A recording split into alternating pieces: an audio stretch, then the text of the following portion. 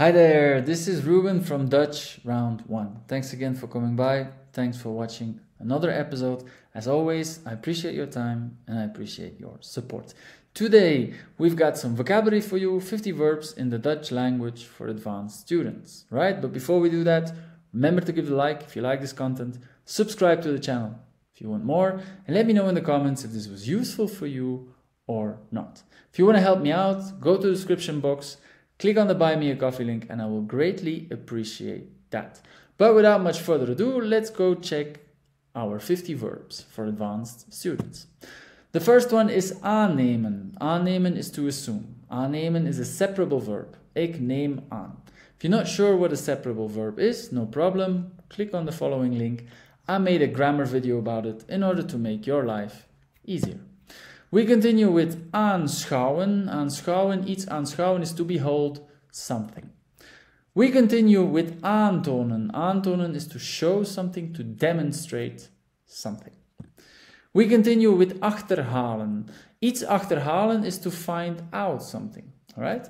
Achterhalen, to find out. We continue, if you're not really sure which way to take, left, right, which decision to make, this or that, well then you're weighing your options. And in Dutch, we call this verb afwegen. Again, separable verb. Another separable verb is afleiden. Iets afleiden van is to derive something from. Alright? So that is afleiden. We gaan verder. Another separable verb, afwijken. Afwijken is to deviate from. Right? Afwijken. Beamen is different. Beamen is to affirm. Iets beamen is to affirm something. We gaan verder. Begrenzen. Grens is a limit or a border. So begrenzen will be to limit or to restrict. Alright? We continue. Bekrachtigen. Bekrachtigen, kracht means actually power. But in this case, bekrachtigen is actually to validate. Iets bekrachten is to validate something.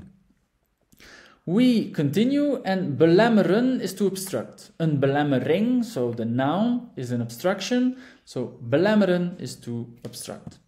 We gaan verder, and if you want to emphasize something, you will use the Dutch verb benadrukken. To emphasize is benadrukken.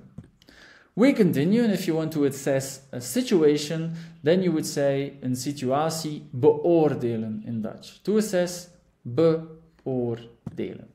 Alright, then if you want to use bepleiten, bepleiten is to advocate for. You can also use the verb without the B and the E, so you can say pleiten, for instance, a lawyer, solicitor, barrister, they will advocate, so you will use the Dutch verb pleiten. Alright, bepleiten is to advocate for. The next one is beredeneren, and beredeneren is to reason, right? Beredeneren, to reason. Even the Dutch word reden, which is inside of the verb, or part of the verb, is also reason. Reden is also reason, the noun. We continue, and then we have berusten. Rust is peace, quiet. Well, berusten in, with a fixed preposition, is to resign oneself, all right? To resign maybe defeat, or to resign a difficult time, or to resign in a difficult time, that would be berusten. We continue with beschouwen. Beschouwen is to consider, to regard, so then you would use the verb beschouwen. We continue with beslechten. Beslechten is to settle a dispute, for example. To settle, most of the time, a dispute or a quarrel or something like that, you will use the verb beslechten. We continue with to consolidate. And if you want to say to consolidate in Dutch, you can use the Dutch verb bestendigen, to consolidate. We gaan verder.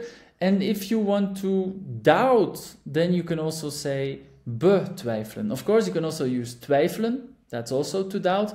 But you can also say betwijfelen. Now, when you say I doubt, you will say ik twijfel.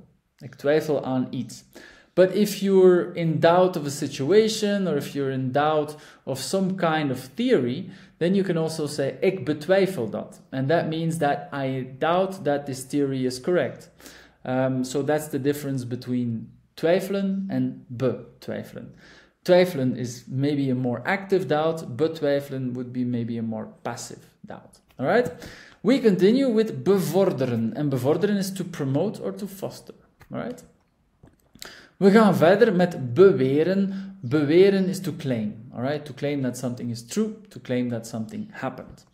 We gaan verder met blijken. En blijken is to appear. All right? It seems could also be to seem, to appear. Blijken.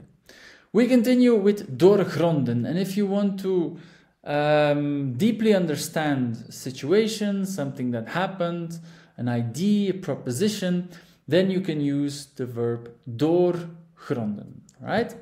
We continue with doorvoeren. And doorvoeren can mean two things. It can mean to implement some new rules, new legislation, or it can also mean to carry through something. All right? So it's got two meanings. Implement and to carry through. We continue and then basically we have duiden op, to indicate, all right?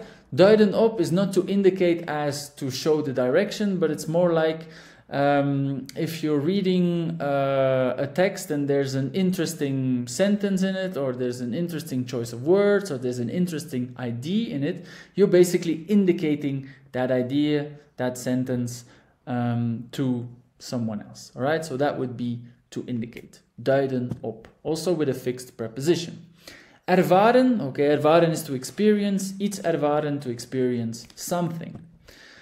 We gaan verder, we continue with garanderen. Garanderen is to guarantee, right? Iets garanderen is to guarantee something.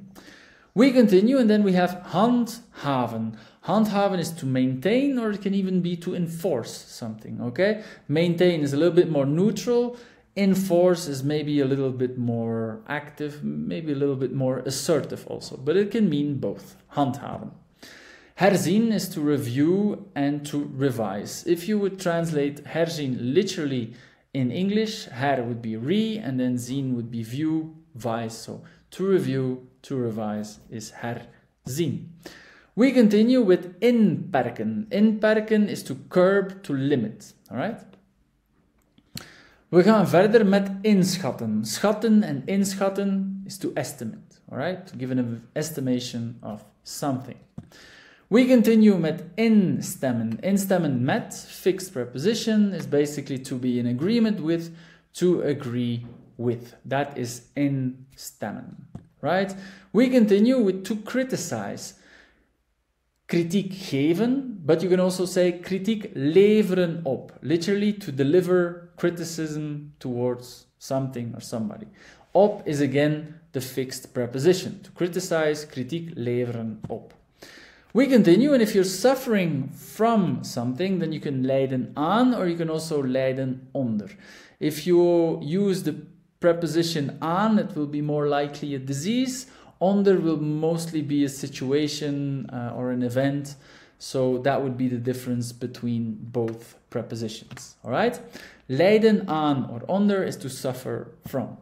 We gaan verder and it's basically miskennen. Miskennen is to disregard or to underrate. All right? So that is miskennen. We continue and then we have naleven. Naleven, the regels, naleven is to comply with the rules. De wet naleven is to comply with the law. That is naleven. Again, separable verb. We gaan verder met ondermijnen. Ondermijnen is actually quite close to English, as you can see. Ondermijnen is to undermine. Ondermijnen, to undermine. We gaan verder met onthullen. En onthullen is to reveal. Right? Onthullen, to reveal.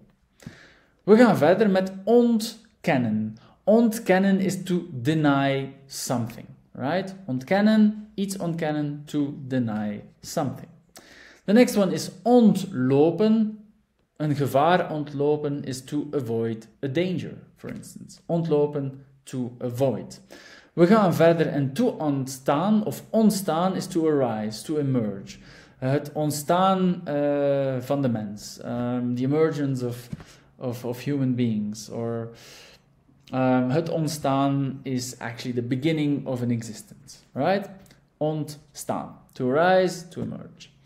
Overdragen. Overdragen is to transfer or to convey. Okay? To convey a message is een boodschap overdragen. That's it. That's overdragen. Overeenkomen, overeenkomen met, mostly, with the fixed preposition, that would be to correspond with, right? Overeenkomen, to correspond with. We gaan verder met overwegen, en overwegen is also to consider something, right? Looks like a separable verb, but it is not. So that one is a little bit of a false friend right there.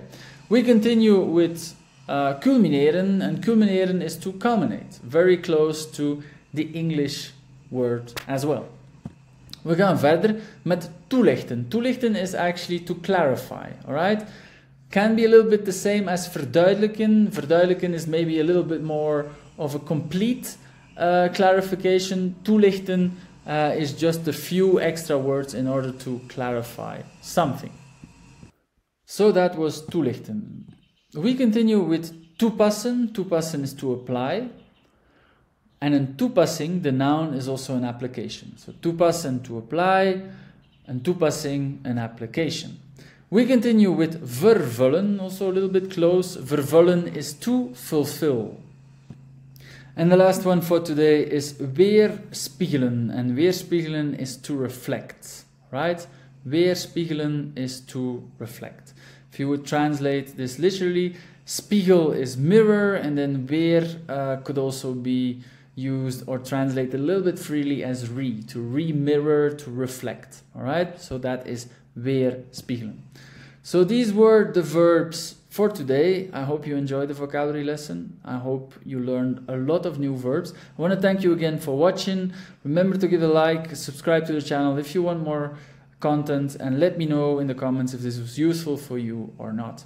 Help out the channel, go to the description box and buy me a coffee. I'll greatly appreciate it. I want to thank you again, and I want to wish you a great rest of the day. Stay tuned for another episode of Dutch Round 1.